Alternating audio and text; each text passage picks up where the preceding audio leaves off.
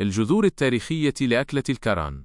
الامتداد التاريخي. تعود الجذور الأولى لهذا الطبق إلى فترة الوجود الإسباني في شمال إفريقيا خلال القرن السادس عشر، خصوصا في غرب الجزائر الذي كان تابعا للدولة السعدية في تلك الفترة. فقد جلب الإسبان معهم طبقا مشابها يعرف باسم الكالتيتيكا كالنتيتا، والتي تعني باللغة الإسبانية الساخنة، وكانت تصنع أساسا من دقيق الحمص والماء والزيت.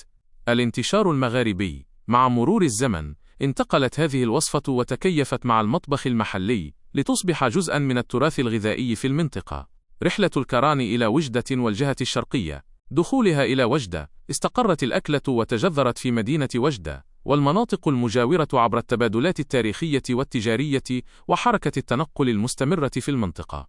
اللمسة الوجدية الخاصة. لم يكتف أهل وجدة بنقل الوصفة فحسب، بل تبنوها وطوروا طريقتها لتناسب الذوق المحلي، فأصبح الكران الوجدي يتميز بقوامه الخاص ومذاقه الذي لا يفارق رفيقه التاريخي البريدة، عصير الليمون والحليب، بالإضافة إلى طريقة تقديمه الفريدة مرشوشا بالكمون والهريسة داخل الخبز الساخن. أكلة المقاومة والطبقات الشعبية. على مر العقود، تحول الكران في وجدة من مجرد طبق وافد إلى رمز من رموز أكلات الشارع الشعبية، وكان ولا زال الوجبة السريعة المفضلة للعمال والطلبة وعامة المواطنين نظرا لقيمته الغذائية العالية وبساطة مكوناته وثمنه المناسب للجميع.